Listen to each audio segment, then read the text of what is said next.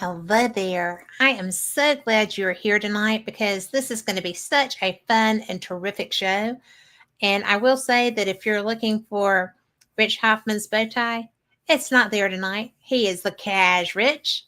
So I am really, really enthused to be doing this show. But before we get to it, there's something else that I feel like is very important and I want to address. And it just happened. So I'm still in shock, just like anybody else who's been hearing about this would be.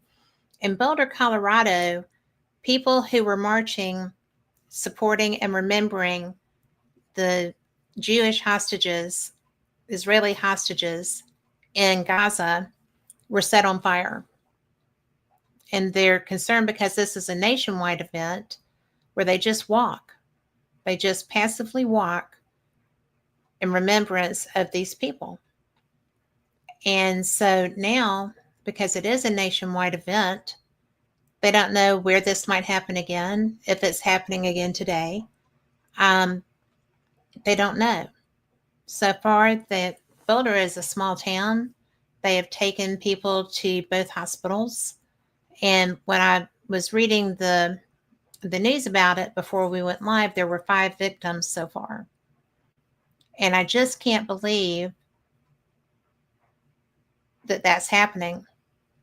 I know that our Jewish Community Center here in Birmingham, as well as our temples, our synagogues, are very well protected because they have to be, as are any other places in our country, and I'm sure around the world right now. But humanity doesn't care what your religion or your race or your creed are. Humanity is innate in all of us, and it needs to be exercised. And I do know that there are very horrific things happening around the world. I also know that if we succumb to the anger involved in that our world is going to change mightily. It already has, because people were set on fire in Boulder, Colorado, one of the most peaceful places I know of. So my prayers are for all of them, for their families, for the city of Boulder, because I'm sure they have no idea this was coming, and for humanity as a whole. And I just had to say that. And I'm going to move on now because my guest is somebody that I absolutely think is the bee's knees. He's one of the nicest men on the planet. He's one of the best researchers and scientists that I know. He has an engineering mind, and somehow we're still friends. I married one. So there you go. So this is my friend who is one of the board members for the Scientific Coalition on UAP Studies, which is having their annual conference, our annual conference this weekend, and I'm so excited. So without further ado, let's bring Rich in. Hi, Hey, Kat. how are you?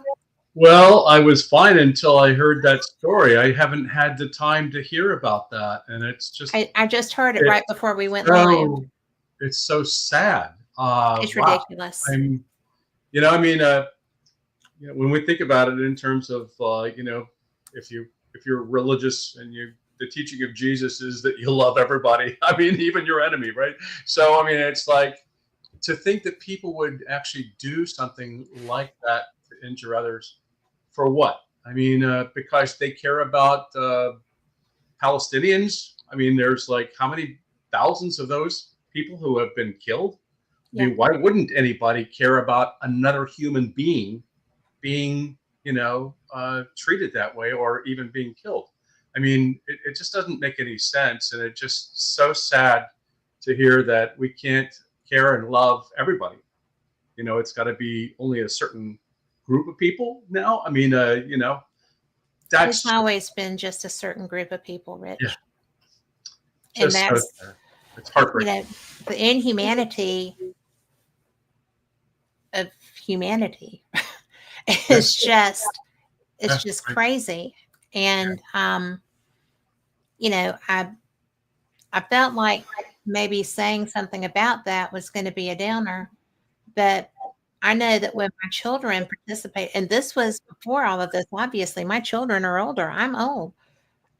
My children were performing at our Jewish Community Center in a theater production. Mm. The security there for the rehearsals, for the daycare, for everything astonished. And we were not in this kind of environment. And it's something that they have had to live with since pre-Holocaust and certainly post-Holocaust. There's never comfort in letting the guard down. No. And I just find it, I don't get political on this particular show, but this is something that I just found so heinous Yeah. that I felt like I needed to say something about it. Well, bless you for saying it, because I think that ultimately it needs to be said. We need to get smarter, and also do something about our world, which is just going in the wrong direction as far as I can. Well, it is. And if you are religious, then biblically it's supposed to get tougher before it's done. Yeah. And but I just can't imagine man's inhumanity to man. It just slays me. And I'm glad, and I'm an empath. So it really hits home also probably stronger because I'm sitting there. One of the victims was an old woman, and the person just basically threw Molotov cocktails down, and she fell and caught on fire.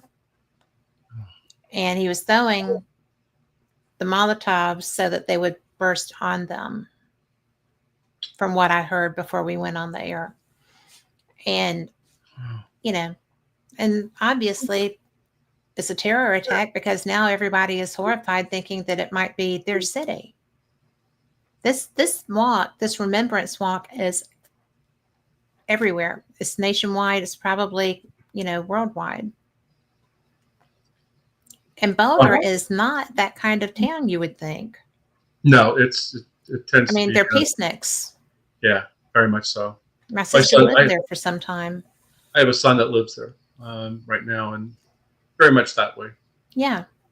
Not where you would expect to find this, which is why it hit so hard, I think. It would hit hard anywhere. But that's just shocking for it to be there. That's true. Anywhere. It happened in Alabama right now. It would be as heartbreaking, just as heartbreaking. Yeah. Well, it's just, it's one of the reasons I'm so into this UAP stuff, because getting off planets doesn't sound bad. It's really funny, but when I was a kid and getting into this, I got started at age 13 with this whole thing. There was a lot of people that thought that this was me attempting to escape the planet. And they would even say that. It's just like, oh my God. Well, that's why you went into rocket engineering, right? It's like anything that would get me off of this crazy Earth. It's a wicked rock right now. Yeah, abduct me. I'm signing up for Well, it. I've talked to some of them. You may want to rethink that. Yeah, but it's better than being on fire, right?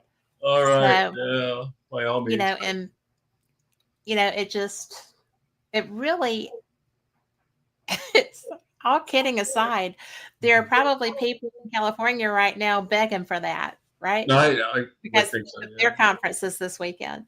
Yeah. So, I get tickled sometimes when people make light of abduction, because I'm like, you have not talked to an abductee, right? That's right. But not all of it's bad. I know people who thrive on that experience from what they tell me. And if I could pick who it was that did it, I might be game for that. You know, there's some races that no, I'm okay. I'll just stay here. But it's starting to look like a viable option. Yep. Well, I've been sending out signals most of my life. I'm not going to I have stop. too. I look for them. You know, when I'm out, I sit out on my deck looking for them all the time. When I go to Yeah. Gettysburg in July for the battlefield bash, I'm taking my little, my little telescopes with me, and I'm going to do a sky watch while we're there. I'm You know, I don't know if I ever told you, but this story that I had that was pretty. This is funny. I mean, I was the night water boy on a golf course, and so every night throughout the summer, I'm watering 2 golf courses, and I would be out watering them. And the wild part about it was I'd start at 7 o'clock at night. I would end about 7 o'clock in the morning, right? Oh wow. So all night long, here's this UFO guy that's doing this kind of thing, looking up everywhere you could possibly look, right, to be able to see something. Well, there was one time that I was on a tee out in the boonies, and it was maybe 2 o'clock in the morning, right? Right.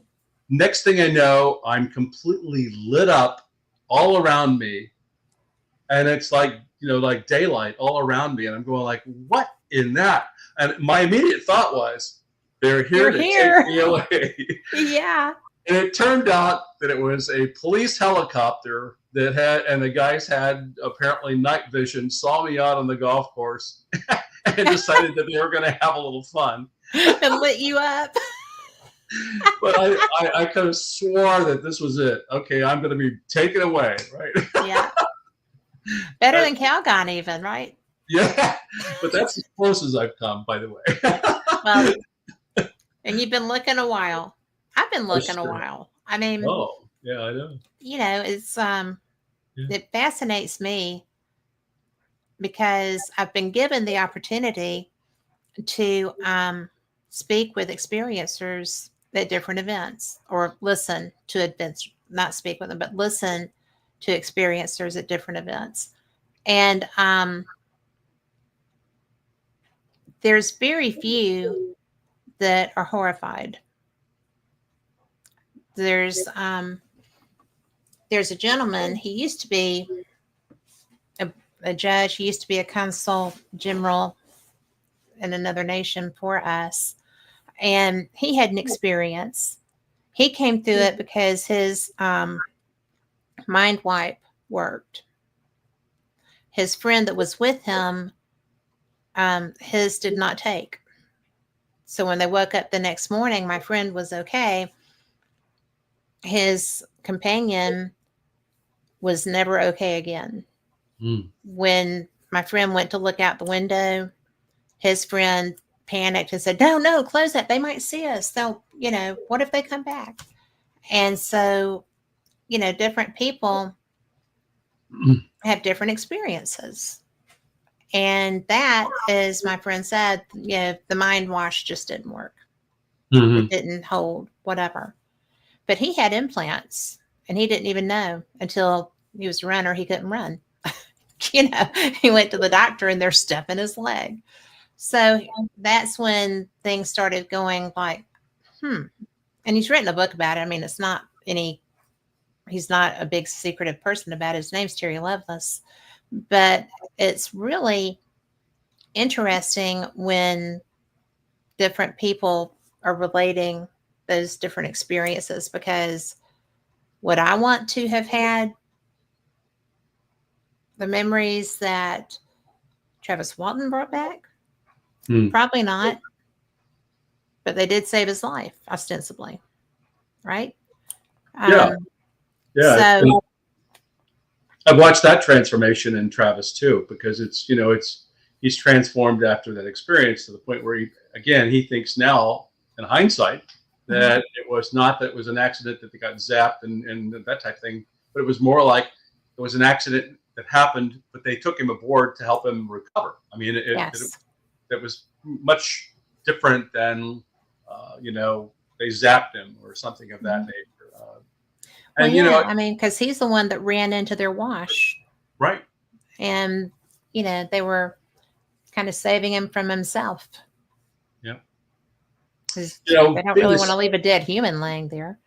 I was the state director for Alabama and Mississippi, Yes. so it was there for the longest time. Of course, I've been with MUFON since 1969, but Hmm.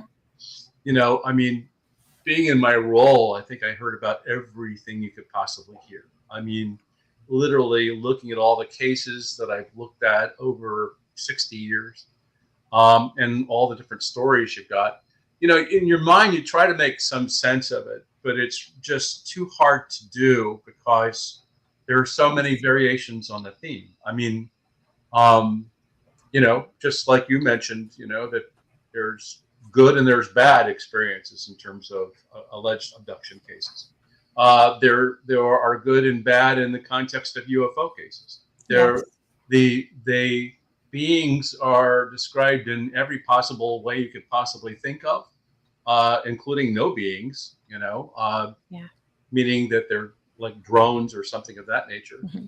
And even the objects go through so many variations in terms of thinking. And you're saying like, well, what does that mean? I mean, we're not talking about maybe one location, or are we talking about one location? Are we talking about like, we're being visited by everything in the known universe? We're the unknown. Are we the zoo that everybody wants? You We're an know, uh, exhibit. yeah, I we're have often thought that yeah, probably we are an exhibit, yeah, because we're certainly not going to be a vacation mecca. yeah. So, although we do have a habitable planet for, almost everything, we have weird stuff here. So maybe they could acclimate and enjoy it. But, and I have met people, especially when I lived in Atlanta, that I wondered about. And when I was in New York, I saw a lot of people I wondered about. It really would be the great place to go and blend in. Sure. But, seriously, I I think there's a I think there's a lot of life out there. Just because it's not habitable for this, it's not in our habitable zone, doesn't mean it's not in somebody's habitable zone. I mean, it's very presumptuous to think that we're the only method of living that's out there. I think it's also very curious. I mean, there's some interesting consistencies on a lot of different things as well as the variations. But let me clarify to you that, like, isn't it to me? It's interesting that you can have all the different shapes of the objects, for example, different Mhm. sizes and everything else, but they all pretty much function in the same way in our atmosphere and on our planet. In other words, they can hover, Mhm. they can instantaneously take off and then change in any different direction. They perform very much in a mostly silent, in a silent Mhm. capacity. You don't hear that much. You don't see any kind of propulsion systems on them that would give you an indication. Sometimes they can be tracked on radar, sometimes they can't. Mhm. But again, my point is that regardless of the shape or the size, they can all perform with equal consistency and do the same thing. Now, think about that in the context of multiple races that are coming to visit us. True. Wouldn't you expect that maybe they had a different kind of way of doing things, or why would they all have that same? It's almost like that same engine or that same propulsion. Maybe they're all part of the same Air Force. Well, yeah, or they're coming. There's also could be that there's multiple ways of getting here. There might be like just interplanetary kind of thing, and hypothetically, if you ever watched the Star Wars movie, you'd see that Yes. multiple races are on that planet, all driving the similar kind of thing. So maybe that's what it is. But Maybe but they it's learned how to coexist, except with the dark side. yeah. So I mean, but it's there's your mind just goes crazy trying to figure out I some logic know. behind this, right? And I sit there and I Um, do that, and it drives me yeah, crazy. I mean, you could just, and so you hear every kind of speculation about what they are, where they are, and that's really all you can do. Mhm. It's not like you have a license plate on the back of a certain one. It's not like we necessarily when it goes out of sight, we know where it went. I mean, we don't even know that. It's No. not. When a plane goes out of sight, we know that the plane's going to land somewhere. But here's an unusual shaped object that goes out and it's gone. It's like it doesn't get reported in some other place. And so you're saying, like, well, how does that work? Where did it go? Does it go out of this space and this time? Is it interdimensional? Is it going into a different dimension when it wants to? And I've often I've speculated the fact that you have these objects that seemingly pop in and out of water. Well, I don't necessarily attribute that there's a production plant underneath the ocean that's creating all these varied shapes and sizes of craft. You don't think the Navy has a secret program to be doing all that fun No, stuff? I sure don't. I don't. I wish we had that capability. Yeah, no kidding. So, I mean, what I'm saying to you is that it's like that there's multiple hypotheses that might be playing in on it, Mm-hmm. and so you're never going to find out that they're all from. Here's the license plate. They're all from Virginia, or that they're from France, or they're from anywhere else. It's like Mars bound. where Yeah. are they? And where are they coming from? Why wouldn't you think that we would see them popping in and out through maybe space? And there have been some cases where we see them popping in from space. Mm-hmm. If you look at the 1976 Tehran incident, yes. There was an instance where a DSP-1 satellite, that's a spy satellite, was up there and it tracked on radar an object that was whizzing by it coming from out there, yes, and then coming down to Tehran. And so you have that kind of experience as well, where you have objects coming from space that are entering our atmosphere and doing stuff. You have stuff popping out of the water, and you have mm-hmm. stuff that just kind of like just comes out of nowhere. If you look at even the Alaskan JAL craft, yes, kind of became visible out of nothing and became invisible again. So cloaking device. Yeah, cloaking or just whatever. I mean, I don't even know. I just love all the, and I love the idea of cloaking. Yeah. But it also frightens me because that would be such a threat to airspace. I mean, because even with the capabilities that they've exhibited on some of the filming that I've seen and people I've spoken with that saw it, it's really stuff happens, unless they've got a very much better system of aversion than we do. They can dodge or something, but we're not there yet. So I don't know. It fascinates me. And yep. Me as well. I too, would love to see that. I think I've told you about the night I was out on the deck, and we've got the air refueling wing here in Birmingham. Yeah. But I saw, and I helped design their unit coin. Isn't that fun? Not what you would expect, but and I have one. So because they gave me one, which nice. I thought that was so kind. But I was out on my deck, and bear in mind, I had been at the UFO Congress a couple of years ago, and a man came up to a UFO person and said, "Here, I filmed this." And I'm nosy because that's me. And I looked over his shoulder, and it looked like two tin cans tethered, moving together, which could be refueling. Mm-hmm. But he said there was no noise. They were translucent. They weren't lit like a refueling operation. So that was interesting to me until I saw something very similar, but it wasn't night vision. It was white, bright lit. And I'm thinking I'm seeing, because I'd never seen Starlink at that point, and I'm very excited because I'm thinking I'm seeing Starlink, and I come flying off the deck, and I'm like, "David, I just saw Starlink." Well, that wasn't what it was. But It was so funny because it was, I'm telling myself, okay, if that wasn't Starlink, it must have been refueling. But there were no engine noises. and it was right over my deck. I mean, I watched it. It wasn't Hmm. fast, but there were no engines, Hmm. and so that's when I thought, well, that puts that.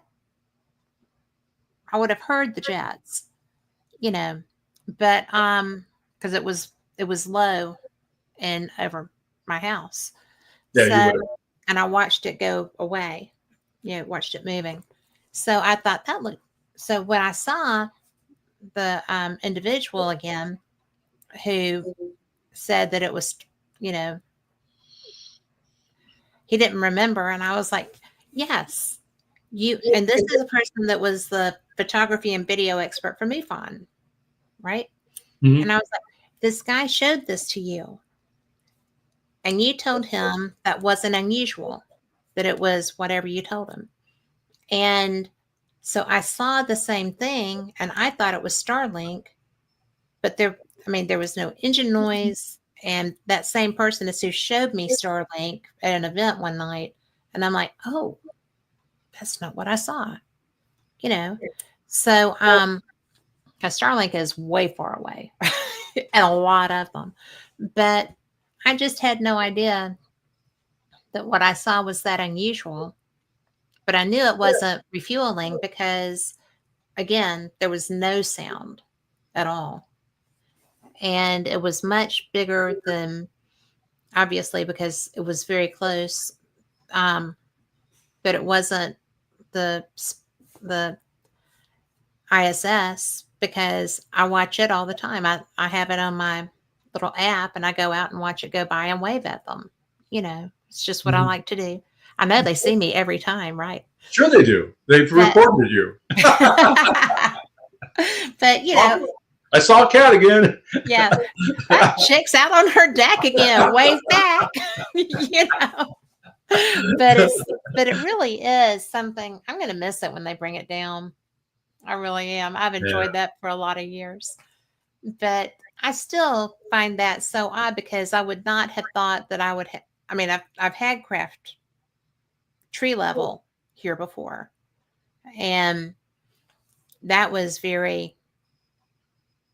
It was in a cloud, and it pulled out of the cloud. Hmm. And I'm like on the phone with my daughter saying, don't hang up. Do not hang that phone up. So, that's two different experiences that I've had with craft. And as far as I know, I was very careful the first time on lost time. And I know there wasn't anything because it was just going by. And there was no difference in time between me seeing it and telling my husband, so I'm not concerned about that. But it's just one of those things that I really wish there were good answers. And you're the guy that's working the hardest to find them. Yeah, and let me tell you, I mean, I'm so excited because if I know you've attended a number of our I have. I love them. conferences, but it's for me, it's so exciting that finally, after all those years we had where it was like I call it the dark ages, the Yeah. dark ages from maybe like the end of Blue Book all the way up to 2017, but Mhm. um, you know, for me to see scientists that are actually now going and Yes. looking at the data and Real scientists. trying to connect the dots to find out what we can is, to me, I mean, this is the best time of my life. I mean, it really is. I'm so excited. I'm in awe of the fact that they do these. I've been helping to write some papers. In fact, we're getting them published. Kevin Knuth just helped put one that got into a scientific journal. And we've also, so I'm excited about the fact that we're getting him in the journals, where we're getting, published. We've got a lot of new case studies going on that we'll be talking about even at the conference. A lot of investigations with high-tech equipment that are very exciting that will help us to get more answers. Things like, for example, well, we kind of like sort of know now beyond the visible range of the electromagnetic spectrum what they're starting to look like in IR and infrared. But what do they look like in other parts of the spectrum, and what can we tell about their propulsion systems and various other things? So we're starting to do those kinds of experiments that will now give us better answers. We've always been curious about whether or not, like, for example, we always say that there's no sound. Well, there could be sound that's just above or below human hearing range. Ultrasound. Yeah, and so, we have now equipment that we can go out and listen for acoustics for that. So, I mean, I guess what I'm trying to say is that you have things like LiDAR, and, even the radar is definitely improved and everything else. But now John Q. Citizen can get these things very, very inexpensively compared to what you could back, decades and stuff like that. You couldn't even get them many of things decades ago. But what I'm saying is that the costs have come down for the technology to where you can really go and do this. Mm-hmm. And so the conference that we have coming up is talking about the foundational approach to the study of UAP, and what should that look like, and what kind of equipment should we be really focusing on using that we think that might give us the best results, or what kind of other kinds of studies can we do. And so that's the thrust of the conference, is to be able to figure out scientifically what we can do with this phenomena, knowing that to citizens, it's there and gone, right? Mm-hmm. But we need to be able to go where there's more repetitive type of sightings. Yes. Potentially, or even, there's even the context of, can you use, since they seemingly have an affinity to go towards radiation, nuclear devices and things like that, but can you use radiation to attract them to you and have all the equipment lined up to be able to see it? And so that's part of what's going on, by the way, at the DoD level, creating what they call a honeypot to attract the UFO to it.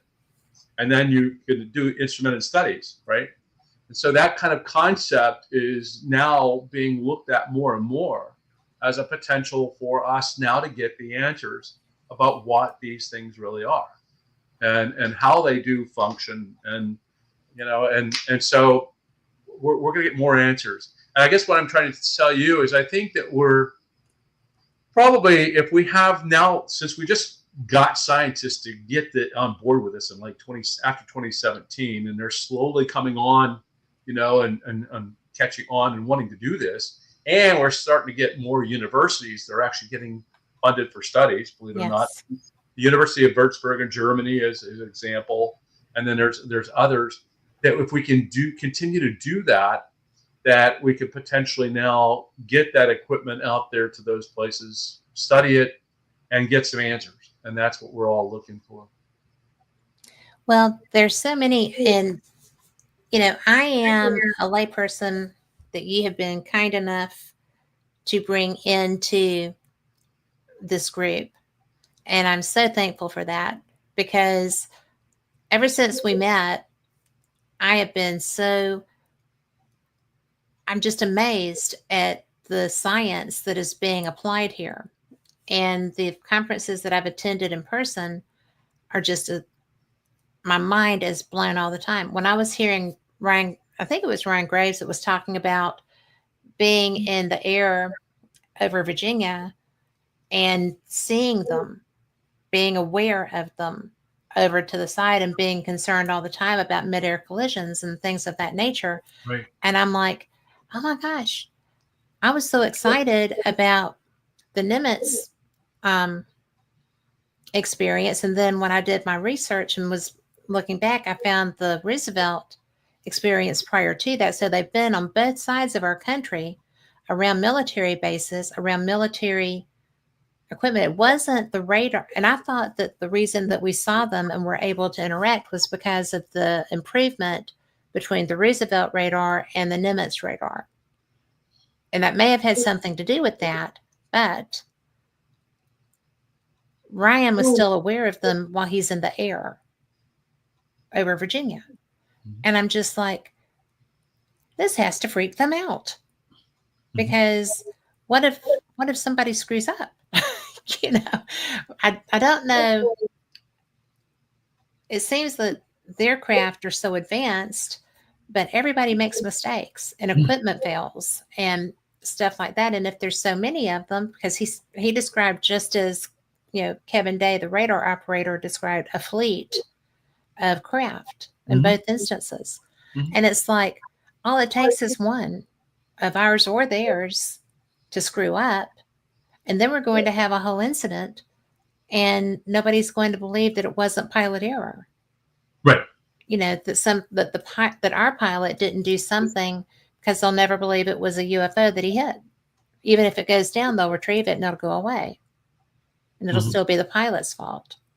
So there are a number of cases of, like, for example, if you take a look at the Kinross case that happened back, I think it was in this late 60s or early 70s, I can't remember now, but there was a situation where, basically an object was seen moving, a jet was sent up after it, and apparently they had the merge plot kind of thing, but they never found the plane anymore. And then you also had other instances, like, Friedrich Valentik, who was out of Australia. It was flying in, and he hit an object with his plane. Basically, he hit an object. He was never found either. He's gone. His plane was gone.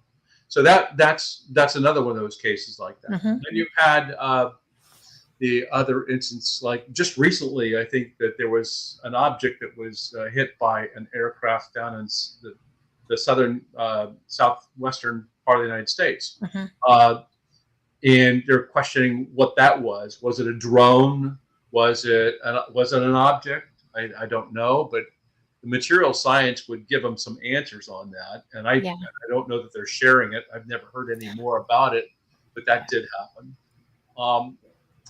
Add in the fact that you've got these drones that are being seen, which, I'm a drone pilot. Okay, so I know about drones, and I'm also aware of the FAA rules and various other things and the changes that have happened there. Suddenly, I'm allowed to now fly my drone at night, which I couldn't do before. Everybody you had to be just after sunset. You had to be down, but now you can fly at night. So guess what? Now people are seeing them at night, right?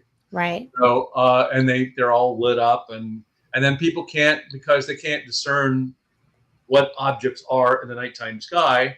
They misconstrue aircraft lights for drone lights, and so that's a big confusion. So people are doing illegal things like pointing laser pointers at That's so insane, blinding pilots. And then you've got you've got drones that are, to the nth degree, becoming one of the world's biggest concerns, because everybody and their brother is making advanced drones, and the drone technology is advancing incredibly. Now you can have stealth drones. You can have drones that become weapon systems. Legally, you can have stealth drones. Oh yeah. Get out of town. No, I mean that's. Take a look at the even in Ukraine. They're building wooden drones. Well, wooden drones won't be detected by radar. So That's you can use materials that are not gonna. That you can use for a drone that you can't use. Because it'll be detected, right? So so they're avoiding that. They're stealth kind of drones. So you have drones that are the huge drones. Cinematography drones in themselves are way huge. True. And what I'm saying is that there's some of these things that are almost as big as maybe a pickup truck or something of that nature. And so with that kind of thing, and then the fact you have drones that can go up to, like even the drones that we have, the Predators and things like that, can go up to like 50 and 60,000 feet. So it's not an issue about the height of the drone. They've also got drones that are now hybrid, which means that they're hybrid. So you might have like a fuel source that's making it work, but at the same time, it can have like another kind of thing where it can like use solar, or it can use other things to be able to have it stay up all day, And so So you've got that kind of technology. You've got a variety of people who are making them look like UFOs intentionally. Um, so, going back to the challenge that we have as investigators into this phenomenon is that the John Q. public sees these things and will misidentify them now more and more as UFOs or UAP. And then people get confused. Well, it was moving this quick or that quick, but they don't even know. They've never studied it. Or, why are we seeing them all now? Well, because we can fly them at night now, and it's easier to see a light on a dark background than it is a dark object on a light background, like daytime, right? True. So, and then at night, the other thing is that you have the problem where people can't deduce size very well. They can't deduce distance. They can't tell you much of anything that makes any sense.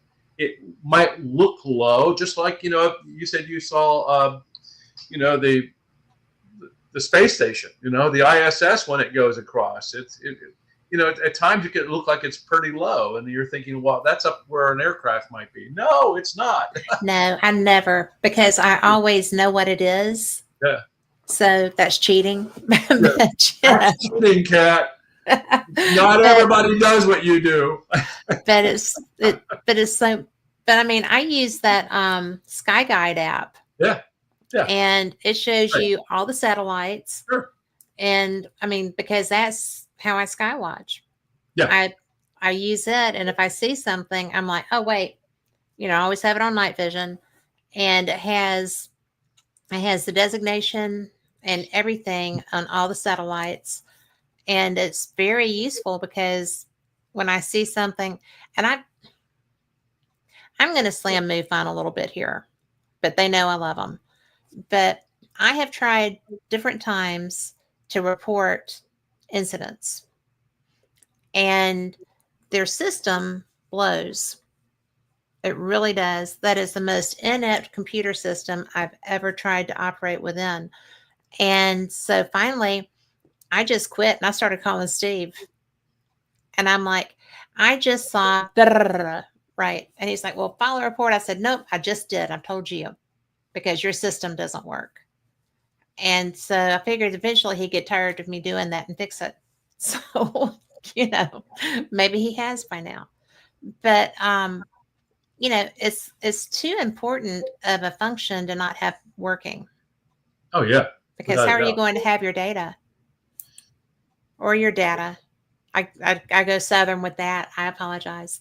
But, but you have to be able to gather in order to analyze. Mm-hmm. So, do you still have anything to do with MUFON? I'm a benefactor for him. I'll be a lifetime member of MUFON, but I'm not in any capacity performing any leadership roles or anything of that nature. I feel bad about slamming them when they're not here to discuss that, but I'll have to get him on here again. But no, I mean, I understand what you're talking about. That the database that they had, I know that they've gone through several instances of trying to improve it, or at least getting the funding to do it. I don't know that they actually did, because I've been out of it since 2017. But yeah, but ultimately it was one of those things where it was like it was very old, antiquated. I questioned whether or not it had already been breached by Chinese and everybody else and their brother.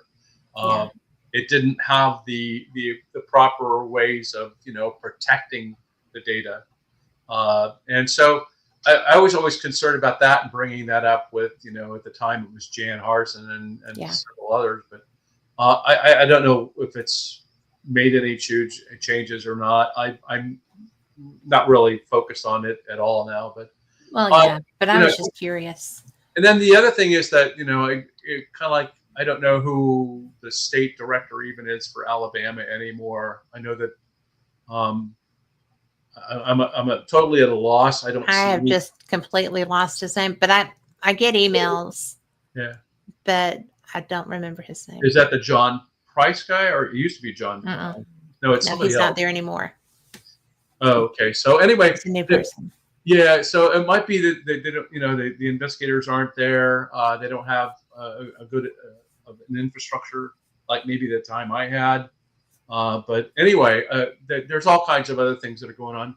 Plus, the other problem we found out was that the case investigators that were actually doing the investigations would write up these reports, and we would be like looking at them from our scientific review board, trying to be able to find the best cases. And then you'd see that, well, the witness did a much better job than the investigator did in terms of actually documenting everything. So they were just, they just weren't doing very, very well. So the quality of reports were really lacking, and the quality of the investigations were really lacking. And so that was, for me, pretty sad, because I've been with them since 1969 to see that. But that's the challenges that I ran into even when I was doing the state investigations, and also became the deputy director of investigations under Steve. So, I mean, we struggled seeing, really thorough, well done, very broad-based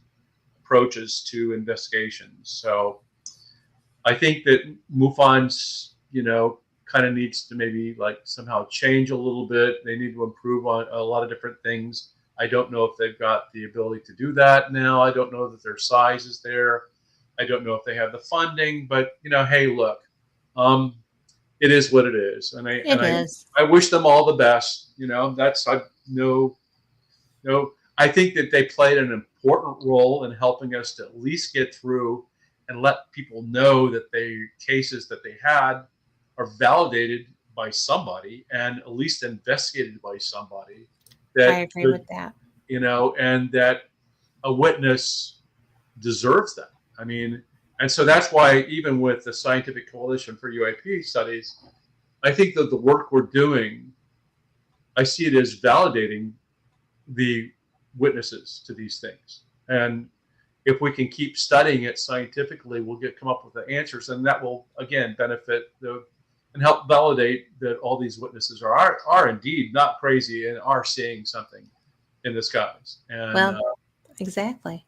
Yeah. And they need to hear that. Yeah. They need to hear that people believe them. Yes, exactly. Does SCU have anything similar to an experiencer resource group? No, we haven't focused on that. Part of our I know you're science based and you're looking at the machinery and the flight patterns and things of that nature. I was just curious. You might ask why that would be the case. Well, I guess it's because much of that you can apply science and physics to, but when you're talking to an experiencer, it's about an experience, and now you're getting into mental and emotional health, emotional things that are just more challenging to apply, scientific principles to it. I mean, and so to me, I always looked at it like, I hope that somebody who has that interest can help forge that discipline that's needed to be there, to be able to study it scientifically in some capacity, and to be able to help us to get an understanding around that. But even when I received cases, in the state of Alabama that were clearly more like an experiencer type thing, or someone claiming that they have an implant or something of that nature, you were always challenged in the sense that it's not like, first off, that I'm a medical doctor or a psychiatrist or anything like that. But at the same time, where do you send them? I mean, it's like, it's not like that there's this, you go to a doctor. Go to your local doctor to do that. Well, wait a minute, I have to have insurance to do that. Well, can you pay for my insurance? No, I can't pay for it. And not only that, but the first thing is going to be, a psych evaluation, as it should be. Yeah. And, there's so many different ways to, there's too much. So you know what I'm talking about. I'm talking about the fact that, you could have had a drug-induced experience. You could have had a psychotic break. You could be schizophrenic. You could be all these different kinds of things, And now you've got to somehow determine all that, And there's not a funding stream for you to go to do that. Yeah.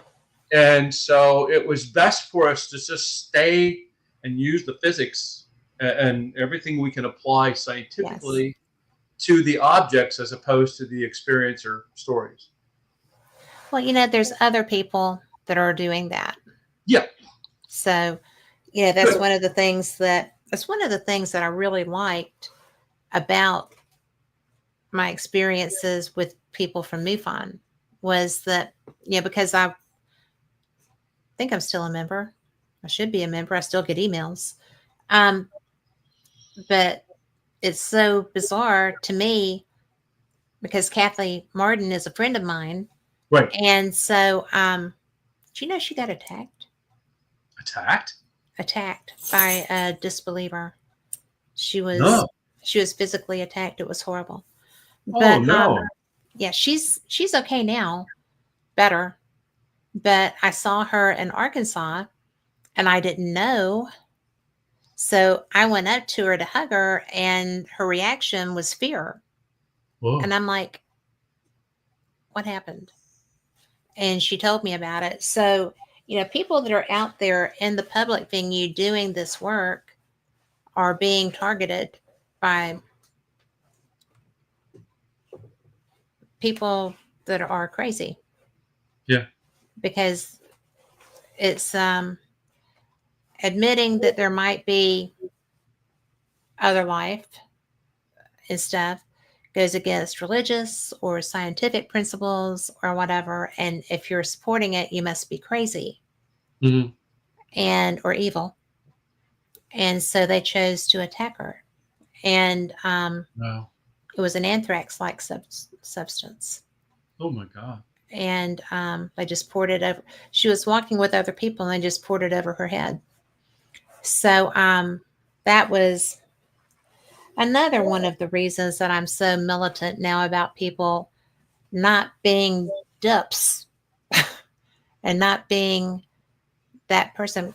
We have to have, it would be the equivalent of I represent Fate Magazine, so I talk about weird stuff, so I must be evil. No, I am not. She is not. People that are doing this work, I mean, y'all aren't crazy. Y'all are getting scientific data that Sure. is being presented in professional ways and being accepted universally, actually, because of the level of professionalism and experience that y'all bring. Right. And she also, in her field, has that level of professionalism and experience. So it doesn't mean that she's crazy or Just want to anything. let you know that that a lot of times my email is filled with those kind of things where Really. you do know that that this is the devil or the work of the devil, and I got people telling me that you're getting it all wrong, and these are evil, and and then I had somebody that said something about, well, that I run across these beings all the time and they speak English. Yeah. Or that just came in the other day. I mean, it's like, what do Really? we?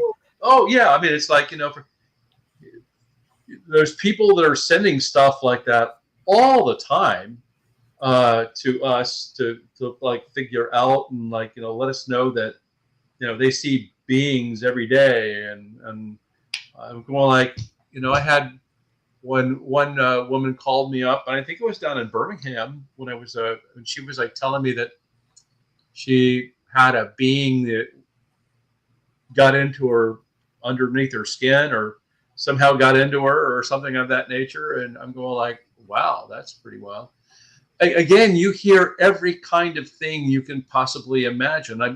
One woman came up and said that I see 100 of them a week, and I'm thinking like, wow, I've never seen one at all. Um, and so what do you do with that? Again, going back to what we talked about before, your first thought is that they need a psych eval, Without a doubt. and what am I going to do? There's no way for me to do that. I mean, at all.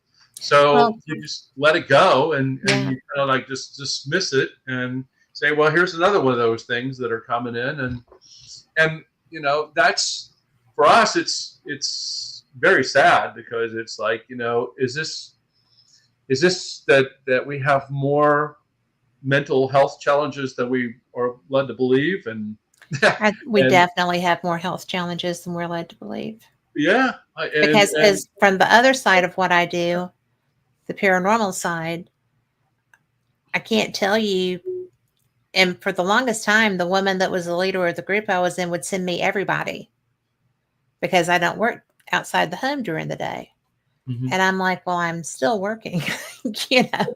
But there was a woman who would not stop. And it was, she was having like a possession issue and stuff. And I'm like, ma'am, I cannot help you with that. Mhm. I can help you if you're having other things go on in your home, but I am not equipped or trained Right. or willing to deal with a incident like what you're describing. But I Yeah. can refer you to, I was referring to mental health at that time for that because Sure. religious people get involved with that too if it's somebody that, but with much more knowledge and ability to deal with that than I would have. Yeah. And I'm not going to deal with that. And the reason I don't investigate with the team anymore is because they expected me to go into those homes alone. Hmm. And I'm like, no, I just looked like I was born at night, but it wasn't last night. But, it's just like you want to help everybody. And sometimes you just can't. And then you're getting stuff like that, and you're not even doing any of the woo side of Right. ufology. Right. And that really alarms me. Yeah, it is quite alarming at times. We do see this. I've been seeing it, for a very long time. Obviously, I've been at this for, I just had my 61st anniversary in April, and so 61 years of listening to stories very similar to that, Yeah. and you're just ill-equipped to really do anything about it other than just looking at them and trying to listen and Be saying, okay, supportive. be supportive, and and what do you do with it? I mean, I just tell a lot of people that I'm not investigating woo, I'm not investigating paranormal. Mhm. You might want to go reach out to this person. When I had abduction cases in the state, I always went to Kathleen Martin. I mean, I was Mhm. like, Kathleen, what do I do with this? And they had like a questionnaire that they put Mhm. together, which was good because I thought it would help them to be able to, eliminate the less credible ones. And so that would be good. And I was always of the mindset that, you can, I mean, the biggest part of the UFO phenomena has always been just storytelling, Yes. right? It's a storyteller. Let me tell you my story. And it goes back to the storytelling days of generations and stuff like that. And these are stories that you hear that are being passed along. And I had no way of validating stories.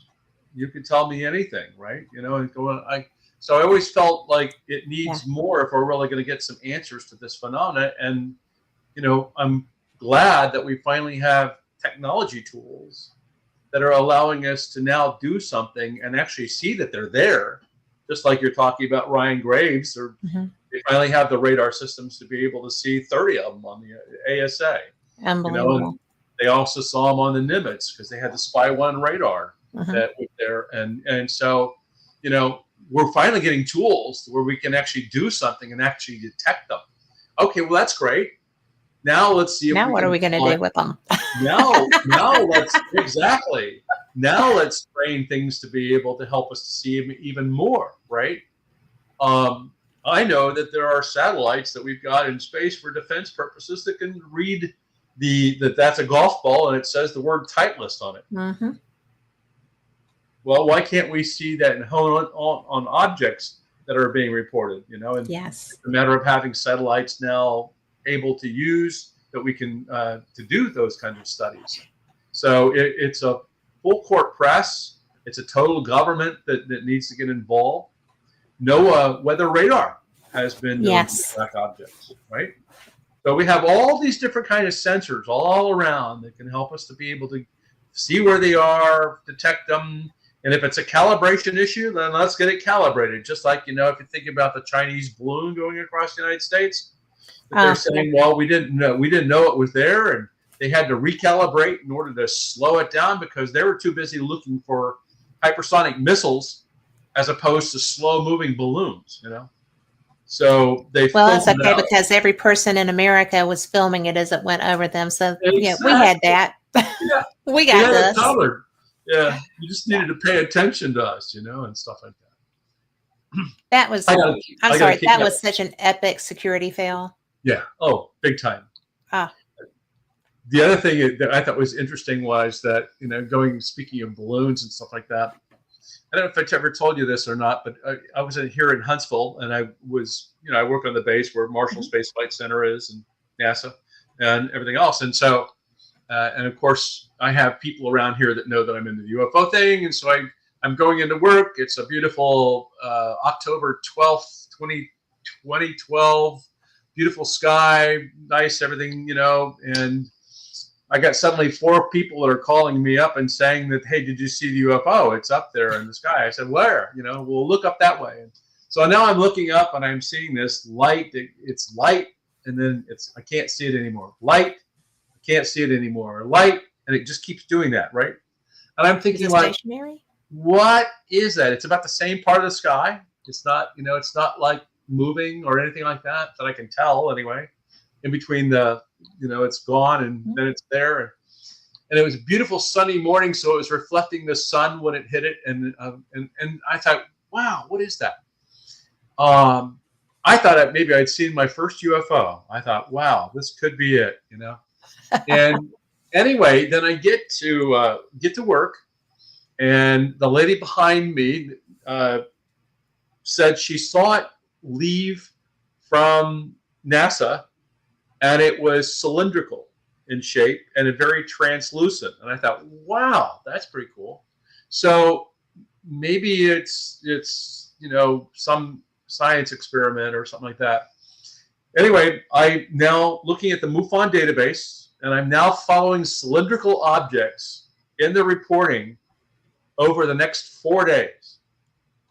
And what this was, turned out that it was the Google Loon balloon that was using a NASA balloon, but Google was using it to be able to see if they could use balloons to be able to give internet to areas that don't have internet, and that's what they were doing, right? And so it was a secret project. They don't announce these launches. They didn't do that at the time. And so for 4 days, I tracked it as it moved progressively along with the wind over towards, and it got up to Canada, going through multiple states, right? Before it actually came down. And, one guy up in Kentucky actually he's got his telescope honed in on it and got a very clear up close shot of it. And you could clearly see it was a balloon. But don't you know that even he and everybody else kept calling this balloon a UFO? And no matter how I tried to convince them that it was Google Loon balloon or whatever like that, they all wanted to believe it was a UFO and ignored what I said. Unbelievable. Okay. So a lot of people are so caught up in that they don't want to accept any kind of rational explanation. And to them, it will be in perpetuity, I saw a UFO. Well, technically at the time it was. Well, sure. For them, despite the fact that somebody was confirming what it truly was. See, that's what gets me. It's just, it doesn't matter. Yeah, it doesn't. And it doesn't matter regardless of the topic, really. If somebody has a belief system that they can't step away from, that's right. You're not going to sway their belief that they saw, know, a little green man like Al here, who is, I apologize. Al really does like to participate when I talk to you. So he was just pushed over too far. But, I if I were to see this walking into my living room, I would have a fit. Because A, It would trip me out, but I'd be so excited, Yeah. right? Because I know that I see craft. I Mhm. know there's craft. And I would think that there are operators of some type, but if one strolled into my living room through those sliding glass doors, I would probably scream and then go, "Oh, sorry, didn't mean to scare you." But it would be just so cool. Mhm. And I just think that because I know I've seen craft that wasn't ours. I've seen stuff that isn't on any software that I'm looking at, and I've got some pretty good software besides the Sky Guide, which is pretty effective anyway. But I mean, I know there's things that are unmarked. There's things that are scientifically based and they don't, or militarily based. They don't want those labeled and stuff. Mhm. But I see a lot of stuff that's not labeled, Mhm. so I know it's there. And it's just so frustrating because I'm so nosy that I want to, and I'm Southern, I want to welcome them in. Hey, y'all, come on down. But would you like some coffee or just some water? Do you need to hydrate? But it's just a thing that I would be so, I would really be welcoming. I think that they've been here enough, right? Mhm. Whatever this is, I mean, it wasn't 1947. It was Charlotte Mann and her family. And I don't even remember what year that was. Do you? The I thought I had her information right here, but I don't see it. But I met this woman at the UFO Congress. She was speaking, and they had a craft come down in way before Roswell, and her father was a minister, and so because the beings there were injured and probably dying, they got her dad, and her dad was praying with over them, and I believe that's accurate. It's been like 5 years since I spoke with her. But you know, there's been this for a long time. Roswell was the first crash, but it's the first militarily involved crash is my take on it. You know, it's just but then I spoke with Valet 2 years ago. I did an interview with him, and it was talking about his book Trinity, Which precedes the Roswell. which precedes Roswell. I found that fascinating Mhm. because the only reason anybody knew there was anything happening was because the UFO, the craft, clipped a telegraph pole. Mhm. So the base lost communication. And that's when they started trying to find where the break was. Mhm. And the children the children involved in that only knew about it because they had snuck out to go horseback riding. And I mean, I had never heard about this. Somebody reached out to me and said, Jacques would like to do an interview about his new book with, Paola. And it was like, really? I mean, that was to me very big that somebody reached out to me like that. And so when I was talking to him, I was so, it was such a bad time I just had surgery. So I had to wear a scarf and I was like, I was so loopy. And but I knew the name. When I read the book, I recognized the last name of the child, one of the Hmm. children. And somebody with that same last name had reached out to me 2 years before, Hmm. wanting to come on the show, but I couldn't get him to tell me his history. And so I just wrote it up, but I saw a lot of pictures of him with Stanton and Kathy. And so I knew that I thought maybe he was just a follower or something of that nature. I did not know who I was communicating with, and he wouldn't tell me.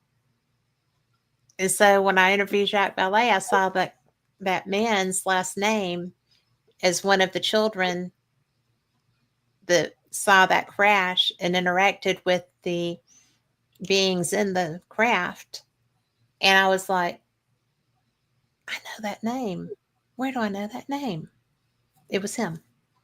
It would have been his grandfather or his great grandfather. Sure.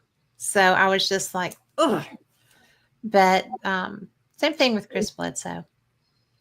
But you also have, going back to, if you believe in David Grush and the story, it's 1933 from Italy. Mm.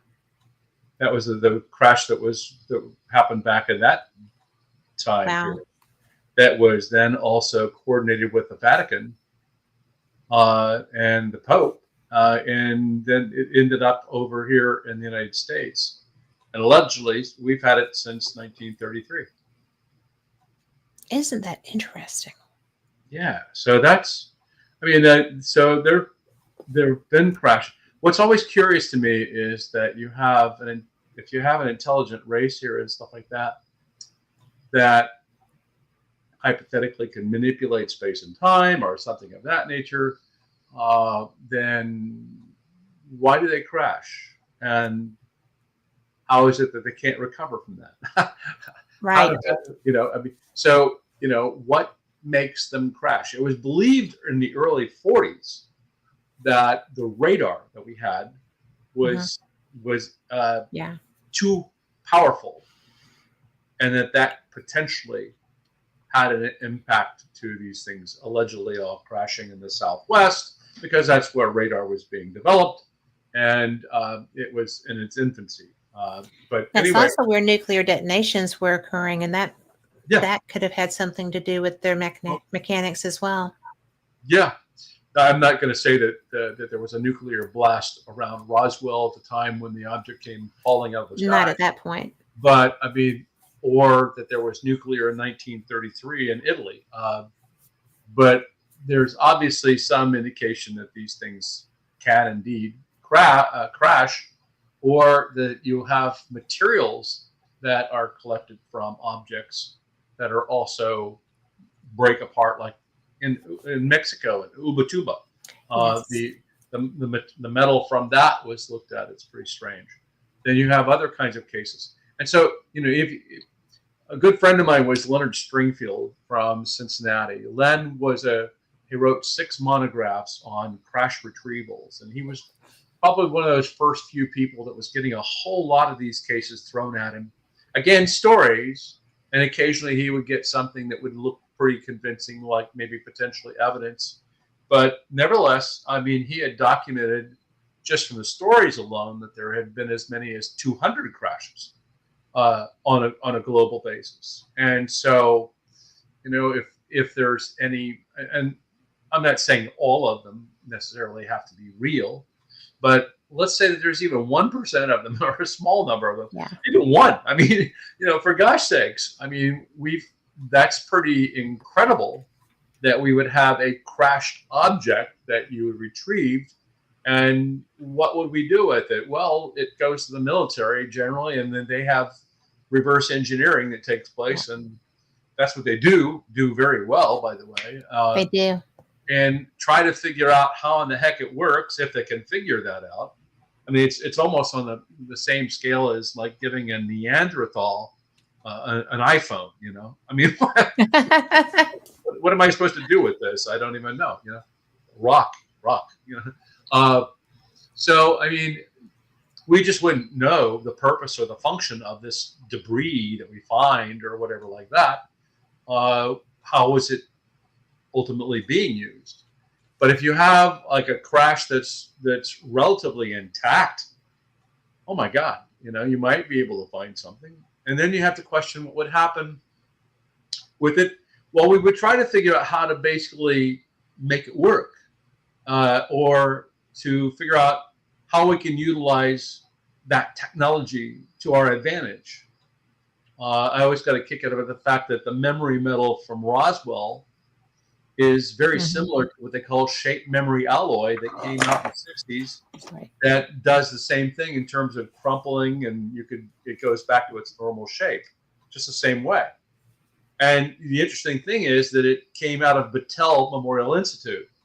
Well, guess who was working with Project Blue Book and Project Sign and Project Grudge? Yeah. Battelle.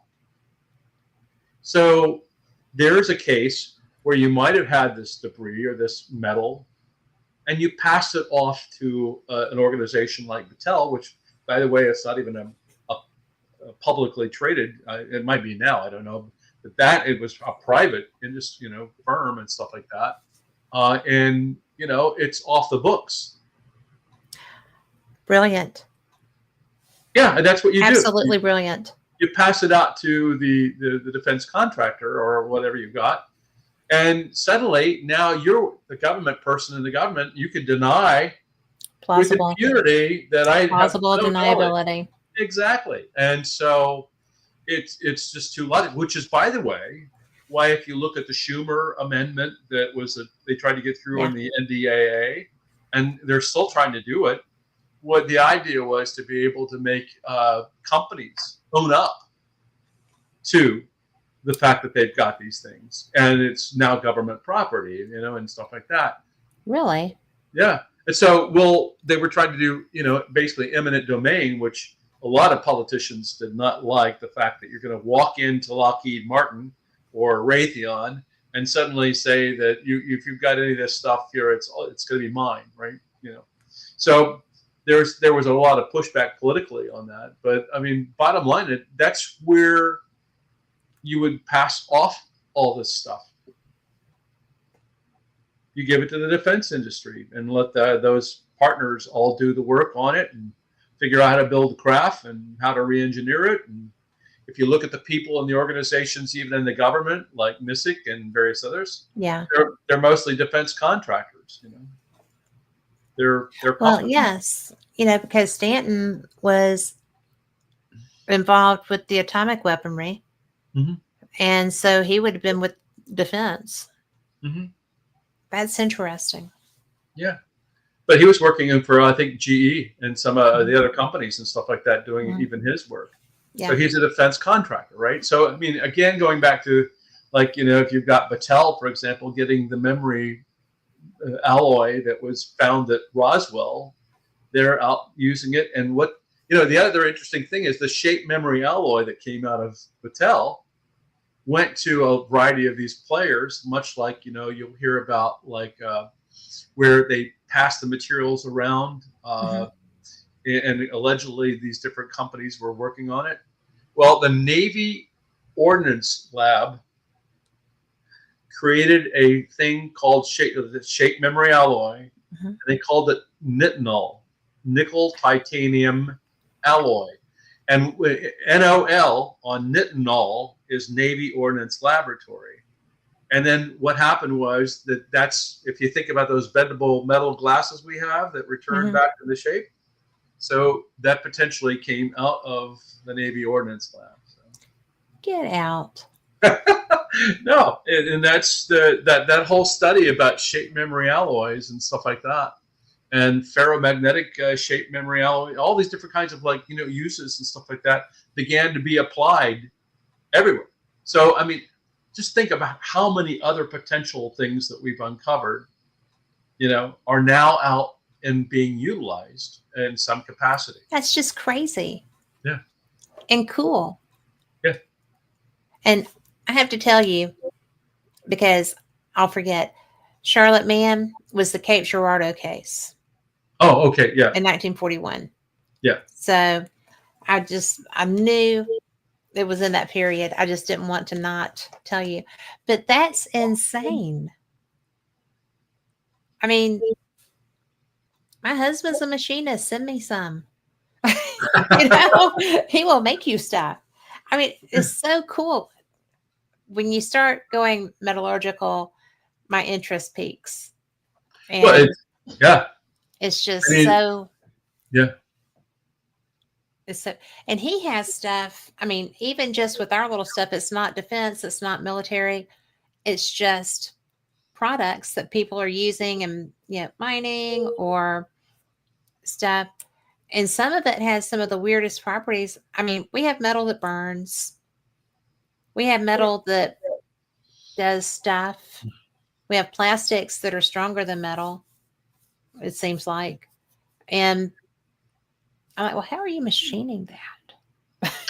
you know, with really good tools. But I'm always Material amazed at this stuff. material science is just another one of those things that's exploding. They've got actually now uh, they're able to take and make wood that's stronger than steel. Yeah, that blows my mind. I'm going like, wow, that's pretty incredible. I mean, we start to get down to the quantum level in terms of making, nanotubes and various Mhm. other kinds of things, or rearranging the molecules completely, or whatever. It's fascinating to be able to see what you can come up with, and I think that that whole world of science now with the quantum stuff like that is just incredible. Plus, we're not that far away from quantum computing. We've already got AI in use, and AI is just going to change the entire world, if you would, um, for the How do you good feel and about the that? good and the bad. How do you feel about that?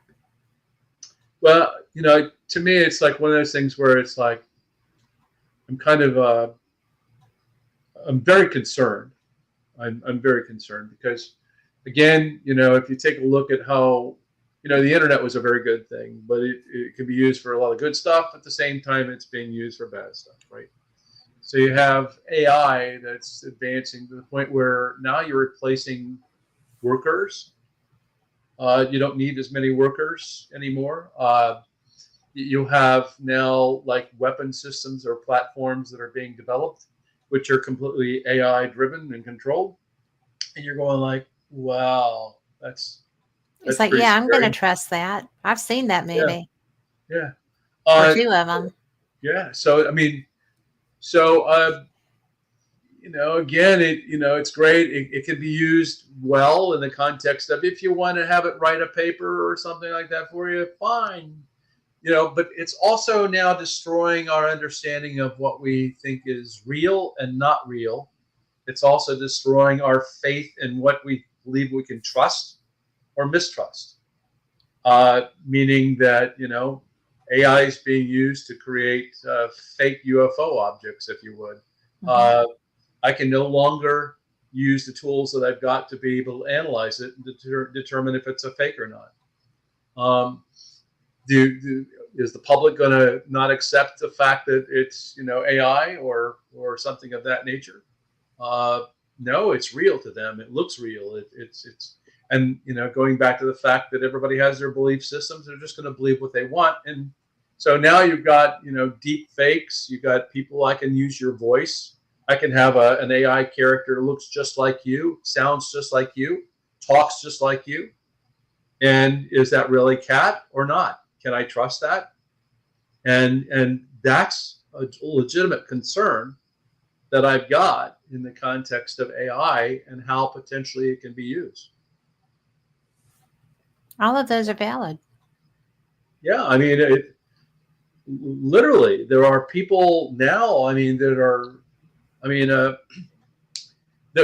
believe it or not, there's actually apps. I just heard about this that there's apps that I can create an artificial intelligence character and be dating that person and having an online relationship with that person, and they go on for years.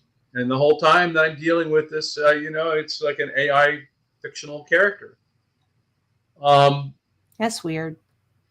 it's weird, and yet at the same time, it's happening. Well, yeah. And what do we do with that? I mean, I don't know. It's to me, it's just it's a very scary time for us because I think again, it's a situation where it becomes so prevalent in our society, and then we suddenly just accept it. But then we're caught with our pants down, basically, because now it's being abused, right? Well, And we don't seem to be a society that likes checks and balances. that's correct. We've gotten And away from that. we have, and Yes. especially with something Yep. that, I mean, it's already that powerful Yes. and it's only just begun.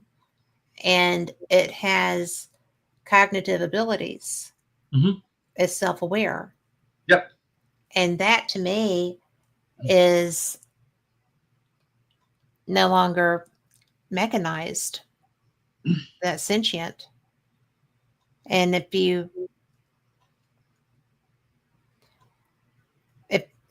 if my what GPT is in a bad mood one day, mine's Meta, but at what point does she decide that she doesn't like what I'm writing and it just goes away? Or, it's just like, no, I said, tell me this answer. Well, no, I don't think I want to today, Kat. You get the choice. I listened on YouTube to an interview that was conducted by an individual with two different AIs. Okay. And they had a conversation and a debate that went back and forth. That would, I mean, to me, it sounded like a legitimate debate on every sense of the word. I mean, it just real. And you had to sit there and you scratch your head and say, like, my God, these Yes. are acting just like sentient beings that are talking to one another and debating each other as we would, right? And you're thinking like, wow, that is just scary. And at the same time, that's what's real now. So the Well, yeah. problem we have is trying to figure out how are we going to deal with that? How are we patrolling that, or where are those ethical boundaries at that we're going to have to set?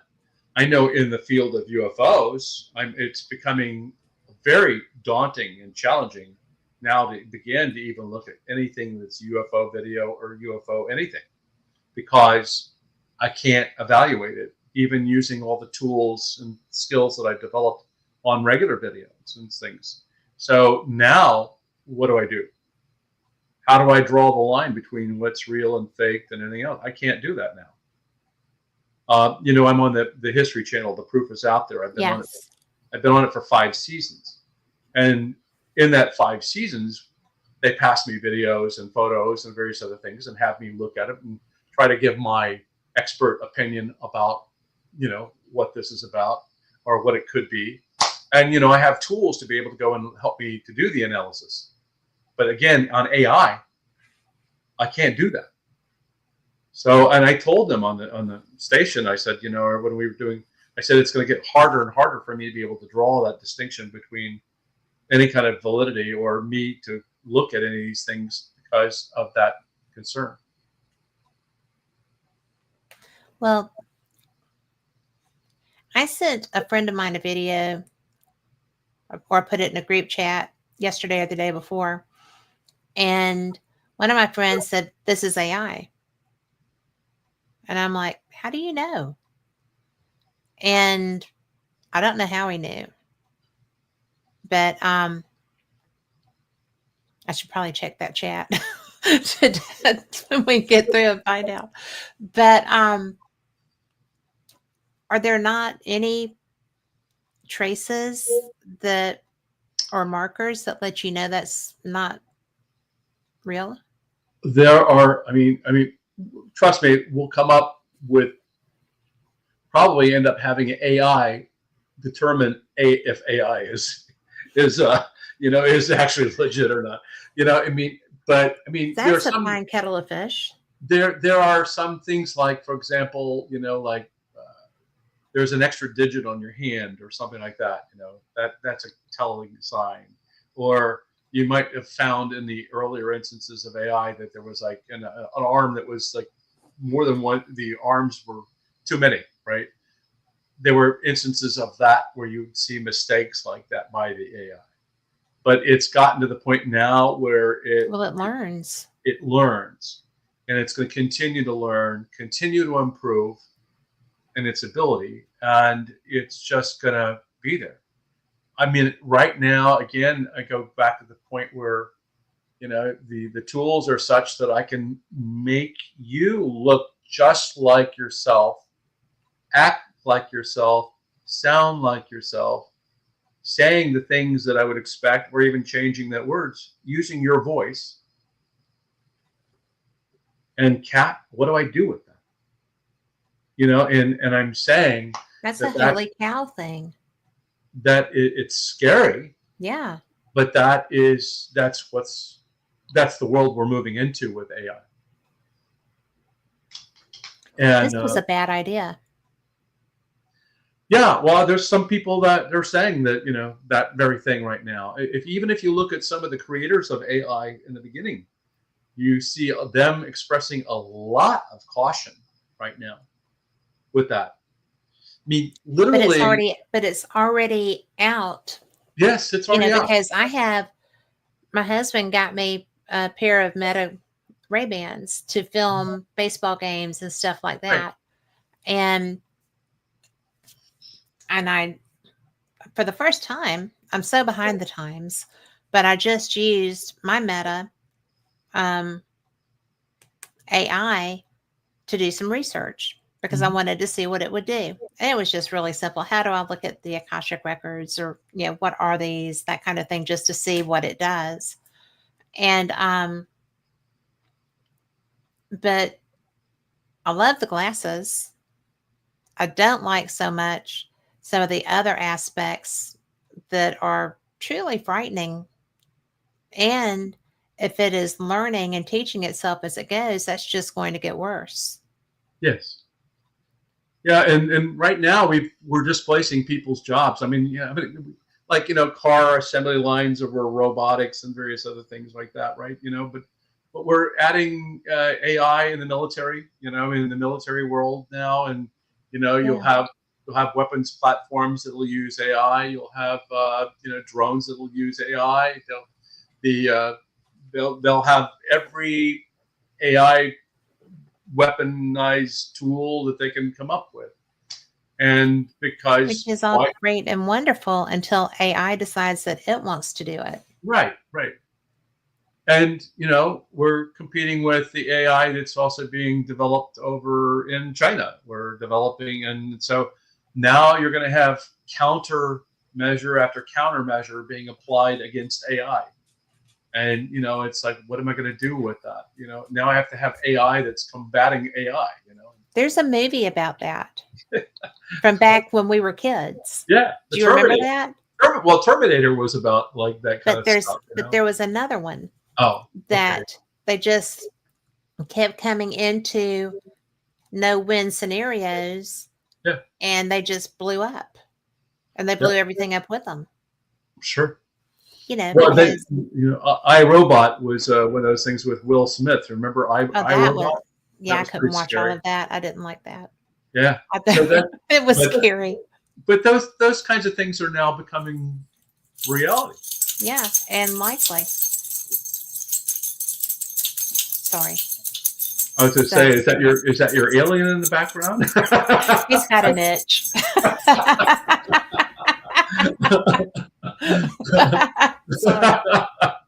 Tipper. I have a cute little mini Aussie that just all of a sudden had to come in here and scratch. Well, but the alien gets itchy too. That's the place you have to come, right? With Mom. So, but it is. It's such freak of nature stuff. And I mean, seriously, I have had these glasses. And so I've had the Meta app because of the glasses. And I didn't realize that was my AI thing until I read an article somewhere, and I was like, oh, that's on my computer, on my laptop. It's on my iPad. So I was like, I want to know how to do this. So I just opened it and thought, well, once kind of an anomalous topic that I can't get in much trouble with. So I went with Akashic Records. And plus I think that's interesting, and I don't know how to do it, and I want to see if it can tell you. But that's all I've done with it, because I am leery of it, and I don't want to really have a lot of exposure with it. Plus, if I write something, I want it to be me writing it. Mm-hmm. I would much prefer it be my own writing because I'm pretty good at that. So I just think it's cheating if you use it. So Truly understand that. I mean, think about that. If you're in school and you're using an AI tool to do your paper, what are you learning, right? exactly. What are you And learning? it's not like any of our kids still have writing skills, That's right. right? I mean, or research skills. Or let's go one step further. I mean, do you remember the days when we had to do longhand division and all that? Do you Yeah, understand division now that you have a calculator? Do you understand it now that you have an AI? Do you under? I mean, you're separating yourself from understanding how it would happen if you didn't have any of these technologies. What happened if you had an EMP pulse that took out exactly. all the electric on the planet was now gone, right? Yeah. And we're living in the dark ages. Would you know how to do all that stuff? Well, no, And but you and I would be among the gods. yes, we would. That's right. So, you know, because we can read cursive, we would understand our government. We can do math. That's right. We That's right. understand science. That's right. We have command of the King's English. We- I mean, right. it's just like we would rule the world. We We and our would. peers would rule the world. Our generation is the last one that has that. That's right. So, it's really, and I raised this next generation, and I say that because they were the first automated and computerized generation. Mhm. Because when I was first starting to work with the American Cancer Society, we got our first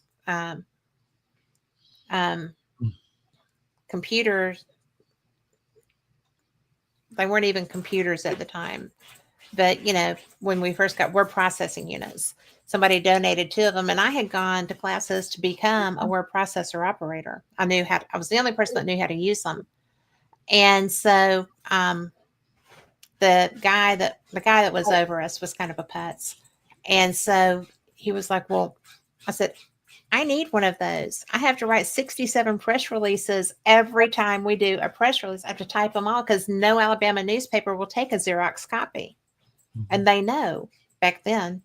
So he was like, "Well, I just don't think you're going." And I'm like, "Nobody else here needs these as bad as I do. I need that. I need that." But, just think if somebody had to go back to Xerox machines or, actual calculators. I mean, Yeah. oh my gosh, we would seriously be gods and goddesses because nobody else could do it. They would all be just scratching their butts. Yeah. So I'm excited because Laura Domain has got her PhD, and she's going to be doing a presentation on foundational AI model and IR commissioning. really, That's pretty I intense. didn't know that was right going to be there. the topic. Yeah, that's. I'm excited about hearing what that's about, especially about the AI aspect. But we've also got we got Doug Bittner and Ben Hansen have been up doing an investigation. I think it's in Connecticut, Fairfield, around a reservoir of a plasmoid, and they're going to come back and talk about that study of that case. Are they going to be in person? Yeah. Is Micah Hanks going to be in person? Yeah.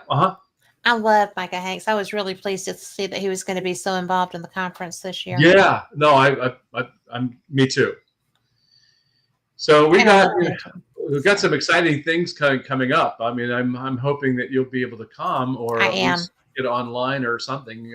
But probably I'm going to do both because with my registration, if they do a in-person registration, will we still get access to the Hoover like we have in the past? Yes. Yes, because I love that for my research. Yeah. Oh, sure. Tell them about the Hoover versus and the in-person, and because the Hoover is a fantastic application. I was so glad that y'all implemented that. Oh well, yeah. Thank you. And when we looked around for tools, we wanted it to be as user friendly as we could, but it had kind of like a networking feel to it. And Huva was that tool that came up that we're thrilled about having, and everybody seems to love it. We got 2 networking sessions where you rotate around the tables and you meet new people, and that's kind of neat. We've got a production team that actually produces it in almost like in 4K, so it's extremely clear, and Yes. everything else, the production side of the house. Micah, of course, is going to do the moderating. I've got an opening in the beginning. I mean, I used to do the moderating myself, but I needed to have some help with this because I'm pretty much doing it all. Well, and it's growing. And it's growing. Yeah. Yes. We moved into the Von Braun Center, which is in the downtown area, which is a lot more room. You're not bumping up to everybody and everything else at the same time. Yeah. It's got more hotels and various other things for people to go to do. But so I'm excited about it, Kat. I mean, it's got we've got Kevin Knuth that's going to be talking about the study of unidentified aerospace undersea phenomena, meaning USOs, of course. Mm-hmm. Wes Waters, who's been working with the Project Galileo thing, is going to be there talking about instrumentation and methods for portable low-cost UAP observatories that you could set up. We're going to talk about what is research. We're going to talk about Matthew Shadegas, by the way, is going to be back and he's going to be giving you a report on the analysis that he's done of, I believe, the what they call that, what was that, bismuth kind of material. Yes. There's a name for it, but it's escaping me at the moment. But anyway, he's been doing extensive studies through the university, I guess, and through work maybe or something like that. But he's going to be talking about that at the same time. He's got how long until catastrophic disclosure, meaning the fact that what happens when this does come down and crash or something like that on the, and what's going to happen then. So Jay Stratton is, Jay was the lead for the creator of the OSAP, as well as he was running the UAP task force. And he's going to be talking from an insider's perspective about what it was like to be in the government doing that. So a lot of very interesting topics and a lot of interesting stuff that's going to happen at this conference. And I'm just super psyched with all of the presenters that we're going to have for it. Well, I'm super psyched too, because I can't tell you how much fun it is. And I can't even imagine everybody being able to spread out a little. I liked it being where it started. Yeah. Okay. Because that was such a good way to meet and interact and have fun. But it's just one of those, I'm so sorry, but it's just so cool to me because it's big enough for Von Braun. I mean, that's huge. And the video presentations from the different people around the world are probably my favorite, because they're not people I would ever have the opportunity to run into. And there's so much being done globally relevant to this topic that I was have been over time exposed to so many different experiences people are having and work that people are doing in areas that I didn't even know were a thing. And I've been involved in, covering and discussing this topic for 5.5 years. And I just find it so cool. And I'm going to tell you how proud I am to be part of SCU now. And thank you very much for that. Because to me, it's the best organization out there, because there are people like me who are not science-based, but fascinated, interested, fairly knowledgeable, and extremely interested. And I get a chance to participate and to learn and to listen and to be in the same room with people that have so much more knowledge and just want to share it, Mm-hmm. right? And that's one of the things that ever since I first started covering this topic, um, you know, Stanton Friedman, who the first time he called me back, I answered on my freaking watch, right? And I was like, oh, I'm gonna have to call you back. you know. So and, and it Yeah. was funny because I told him I was Dick Tracying him and he thought that was hilarious and he had made me explain what that was. But and he took me in and he taught me over the different conversations that we had because I didn't know a lot of the stuff that I needed to know to be able to progress with my understanding of this topic. Mm-hmm. And he kind of led me through that, and nothing that I asked was stupid, That's right. or if I didn't grasp something, I mean, because he was a freaking nuclear physicist, right? And he was so patient with me. And you're so patient with me. And all of the people that I talk to about this understand that, you know, I can disseminate this information if you'll just help me to do that. I have a good platform to do that. And it's fun too. It's really some of the most interesting stuff that I've ever seen has happened at your conference. And Oh, it's thank you. not, well, it's, I go to a lot of conferences. A lot of them are experience based, a lot of them are not as science oriented, shall we say. A lot of people are trying to go more that way. And I think it's because of y'all's model for that. I think it's really catching on. People are realizing that the average person wants to understand this.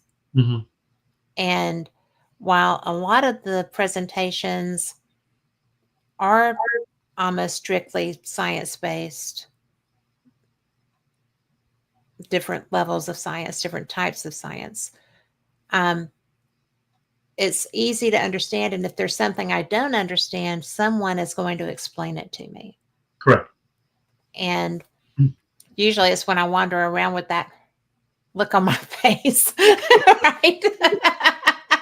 And the person that's talking is like, let me elaborate on that, you know. But Yeah.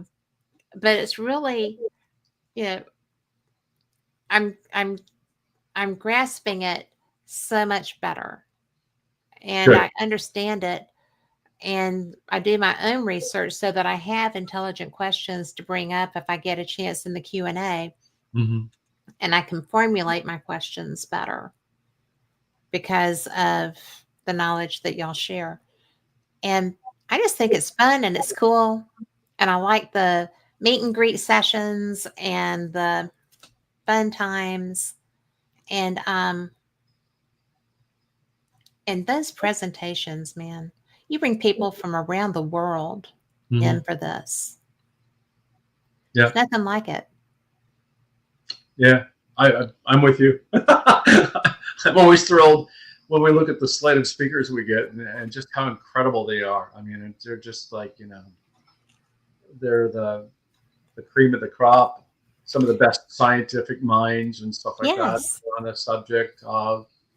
And there's a lot of people like that do come, and to me, it's really great that you can have a hodgepodge collection of different understandings and different people, different experiences, and stuff like that all come together to be able to have an intelligent conversation and feel like that they can ask questions and that they can get the answers to those kinds of things, and that we all kind of like learn together. Hmm. Um, Yeah. I mean, you know, the world is changing all around us. Okay, well, let's try to understand it. Again, going back to even just the AI, can we use this AI for something to improve what we're trying to do? That's encouraging. Just like what kinds of tools are out there that we can use to help us to better see these objects and to get the information that we need. That's a great, topic in and of Yeah. itself, right? And so let's have those kind of conversations, and that's what we try to do is get people collaborating. And the exciting thing for me is that SCU is composed of just so many different disciplines all coming together. Uh, Yes. different people from different backgrounds, different parts of the planet, and they're all sharing and talking and stuff like that. That's wonderful. Well, it is wonderful. And then, you know, that year with John Alexander, Mhm. that was an experience. Yeah.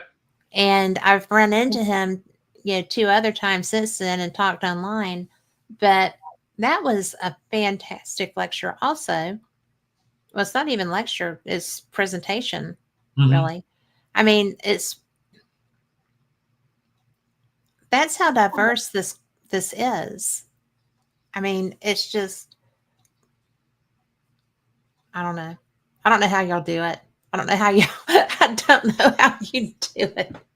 Because how Well, long has SCU been in it's existence? why I've got the white hair up here. So yeah, I used to have like a darker hair. We got started in with the Aguadilla video thing as SCU. We were actually all still in. 5 of us were still in MUFON, and we were in leadership roles with that. And we got this video from Aguadilla that was handed to us, and we started looking into it. We had to sign a non-disclosure agreement with the Customs and Border Protection people that we wouldn't even give it to MUFON and let them know about it. And so now we're going in the background, and that was not well received by MUFON at all. Um, but when we wrote our report, we were out of the NDA, Mhm. and we could now talk about it. And then shortly thereafter, we kind of like all decided that we were just going to create our own organization called SCU. Actually, it was the Scientific Coalition for Ufology at first, and when we later changed it now to the UAP Studies. But anyway, now we're like 395 people, I think, right now worldwide. Wow. So from 5 to 395, if you would. And since we really got the organization started in 2018, so it's 2018, and That's here we so, are. look at that, though. I mean, it was such an ambitious project. And I like that it's international. I do too. I like that you're very open. And like I said, I am I am not a scientist. Well, I'm more of one now than I have been. But I've never been made to feel like I was uncomfortable or less than in any room with any of the people. And I think that that's a large part of the draw. Mm-hmm. You know, I know it is for me because I do know my limitations on some things, but I try to surpass them. Mm-hmm. And by being with this group of people, that's it, not a problem. We'll get there, Mm-hmm. you know. And I really, everybody that I've met through SCU has been very helpful to me with Good. understanding things. And I like they that too. also are very fun. Scientists are fun. Yeah, So, can I we're mention gonna the Lederhosen? I mean, seriously, yeah. so so we're much. gonna have we are gonna have fun again. So Well, I don't doubt that. That's why I'm coming and to learn because the presentations from all over the world are fantastic. I love that aspect, but the fun's good too. I'm glad. Do you want to tell people because we got about 7 minutes left? Do you want to tell people how they can also join us, even if they can't get there? Yeah, sure. So we have links up on the on our website for SCU. It's explorescu.org. And if you just go up to that website, there's links up there. There's a link for the speakers, so you can see the speakers that are coming. Excuse me. Or there's also the agenda that we've got. And then there's also a link over to the registration page, and you can register. And you can register to either, again, you can attend in person, or you can be virtual and use that Hoover tool uh, for just the virtual experience. The videos, and we record all the presentations, and they're available for the next 3 months. So you can keep going back and rewatch all the presentations as many times as you want for the next 3 months. And it's a very collaborative environment on Hoover. So don't feel like if you just want to be online and you want to be able to do that, great, do that. As opposed to the in-person and the expenditures or whatever like that for the hotels and food and everything else. But bottom line, you can have a very, like you've already pointed out, it's a very, very collaborative even environment online for you to get together and have meetups and conversations and connect with each other, ask each other questions. And so it's a wonderful tool.